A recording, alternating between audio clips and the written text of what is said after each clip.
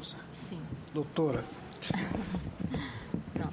Bom, boa noite a todas e todos. Em primeiro lugar, o nosso imenso respeito pelo Senado Federal, que abriu esse espaço para ouvir a sociedade civil para um tema tão importante como a dívida pública, porque, afinal de contas, quem arca com o peso da dívida é a sociedade.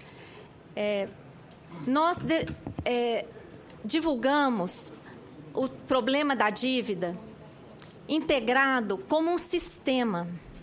Nós não vemos a dívida pública como algo separado. Pelo contrário, nós enxergamos a dívida pública como um sistema. E um sistema que vem utilizando o importante instrumento da dívida pública que deveria ser utilizado para financiar o Estado, para complementar os recursos dos estados e municípios e da União. O sistema da dívida utiliza o endividamento público ao contrário, tornando o endividamento um mecanismo de subtração dos recursos. Esse sistema se reproduz internacionalmente e se reproduz internamente junto a estados e municípios. A principal característica desse sistema da dívida é a ausência de contrapartida para as dívidas. Esse é o primeiro aspecto. E isso é muito importante, porque quando se fala em dívida, em geral, o cidadão admite que, se existe dívida, houve uma entrega de recursos. E nas investigações que a Auditoria Cidadã tem feito, tanto no Brasil como fora do Brasil, temos determinado a ausência de contrapartida das dívidas. As dívidas surgem, são geradas por diversos mecanismos, muitos deles fraudulentos, e elas crescem pela incidência de mecanismos meramente financeiros. E o maior beneficiário é o setor financeiro. No Brasil, internamente, externamente e no mundo. Como opera esse sistema da dívida? Ele opera atuando no modelo econômico. Por exemplo, defendendo o absurdo de que juros elevados servem para combater a inflação, por exemplo. Isso não tem lógica. Defendendo privilégios financeiros de tal forma que a dívida absorve a maior parte dos recursos financeiros. Mexe com o sistema legal. Nós temos aqui presentes, inclusive, o professor Benayon, que tem um artigo muito importante que trata da anatomia de uma fraude à Constituição, que trata da inclusão do privilégio da dívida no artigo 166, e vários outros fundamentos legais, que são modificados para privilegiar o endividamento público.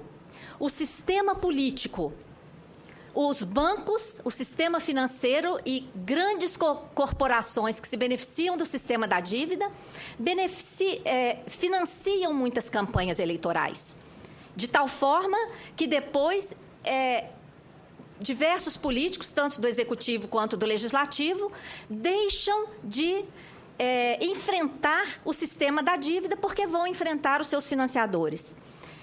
O sistema lida com a corrupção, tanto porque precisa de aprovação de diversas medidas que são corruptas em si, porque absorvem recursos que deveriam se canalizar às áreas sociais e destinam para o setor financeiro, como também utilizam a corrupção de varejo para servir de cortina de fumaça para que a sociedade não perceba essa verdadeira sangria de recursos através do sistema da dívida. E, infelizmente, a grande mídia, que também, em grande parte, é controlada por esse setor, gerando esse conjunto uma tremenda dominação financeira com graves consequências sociais. O sistema da dívida se reproduz no âmbito dos estados e municípios. No endividamento sem contrapartida, nós tivemos o cuidado de ler todas as resoluções do Senado Federal, desde 1970, que aprovaram endividamento de estados. Esse estudo está neste livro, Auditoria Cidadã da Dívida dos Estados, que eu passo às mãos do senador Cristóvão, do senador Suplicy, peço que cheguem, já entreguei ao senador Pimentel. Lemos todas as resoluções do Senado Federal e determinamos que a maioria das resoluções, desde 1970, 1980, das 2 décadas, a imensa maioria não consta quem foi o agente emprestador. Tampouco consta para onde, qual era a finalidade dos empréstimos. Há uma suspeita de que o endividamento dos estados surgiu naquele crescimento brutal do endividamento público na época da ditadura militar.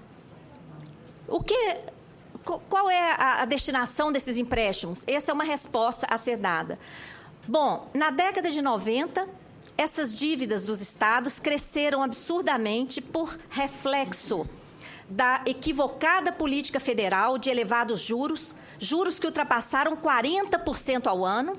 Essas dívidas cresceram como uma bola de neve e, quando já estavam elevadíssimas, foram refinanciadas pela União no final da década de 90, ignorando todo aquele histórico de inconsistência e, mais, somando-se a essa dívida, os passivos dos bancos que seriam privatizados.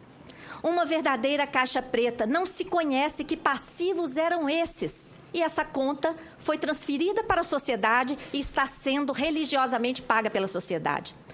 As condições impostas pela União nesse refinanciamento foram tão onerosas que, nos últimos anos, estados e municípios estão se endividando com o Banco Mundial e com bancos privados internacionais, assumindo dívida externa para pagar para a União. Uma verdadeira aberração, um desrespeito ao federalismo. CPIs da dívida, que meus companheiros que vão falar em seguida, principalmente de São Paulo, comprovaram fraudes na composição dessa dívida, que tem gerado tremendo sacrifício social, impedimento aos direitos humanos, principalmente o direito à educação, senador Cristóvão. O resumo da ópera. O valor refinanciado lá em 98 foram 113 bilhões.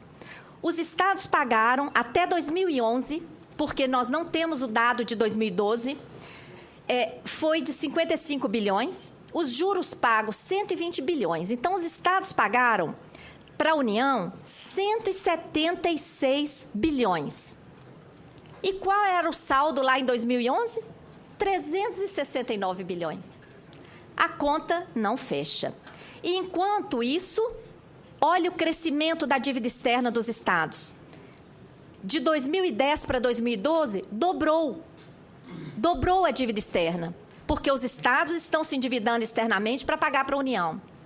De que se trata o PL 238 que vai ser votado por essa casa?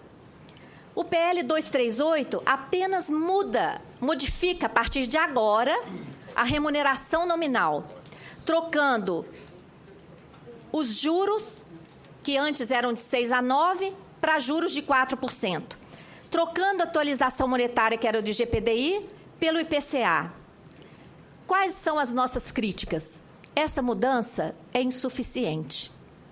Ela mantém o privilégio de atualização monetária automática, mensal, cumulativa para a dívida pública. E mais, ela ainda é muito extorsiva.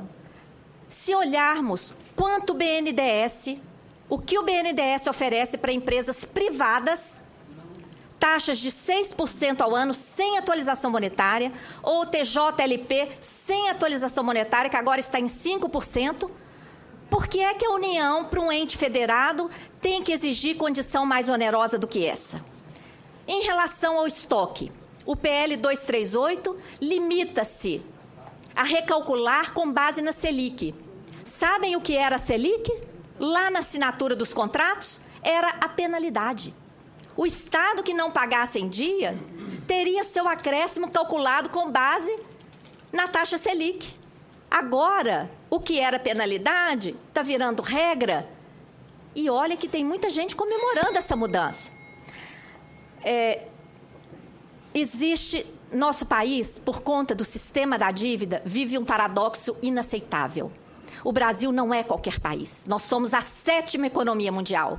E é inaceitável que sejamos a 3ª pior distribuição de renda do mundo, o 85º no ranking dos direitos humanos, de acordo com a ONU, que mede o IDH, o penúltimo no ranking da educação, senador Cristóvão, esse item eu pesquisei em homenagem ao senhor, o 128º no ranking do crescimento econômico.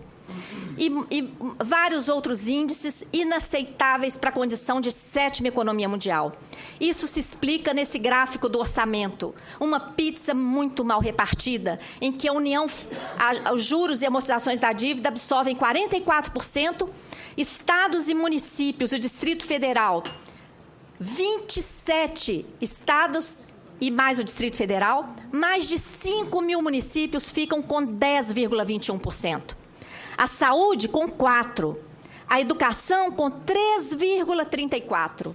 E muita gente questiona que nós incluímos amortização aí. Sabe por que incluímos? Porque na CPI comprovamos que juros estão sendo contabilizados como amortização.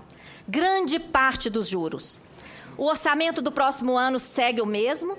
Essa ausência de recursos para investimento tem levado o país às privatizações contínuas. Inclusive, há poucos dias, vimos a presidente da República, presidente do Banco BNDES,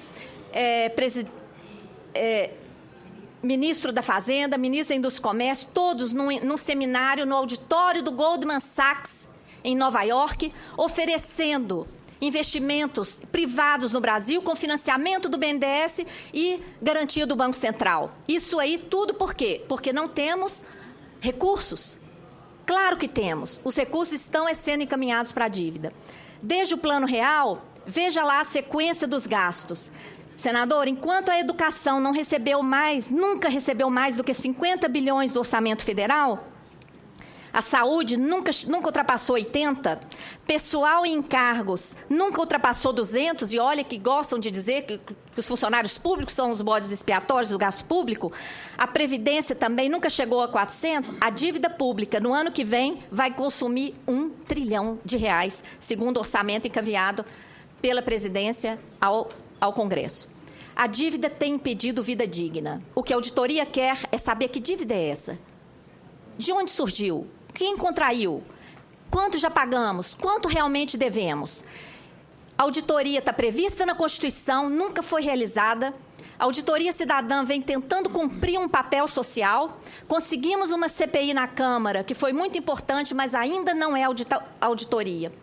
O Equador deu uma lição de soberania ao mundo, fez uma auditoria. E olha só o que aconteceu com o investimento social.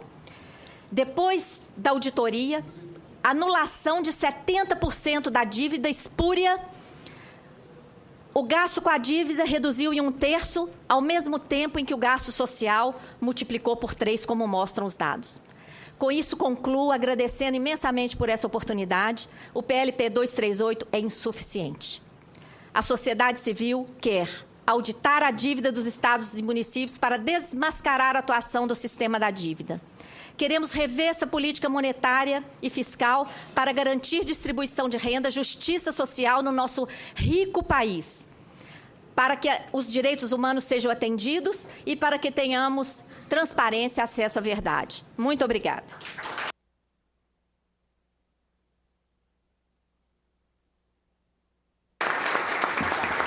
Quero agradecer a forma enfática e competente como a senhora Maria Lúcia Fattorelli fez sua apresentação, e passo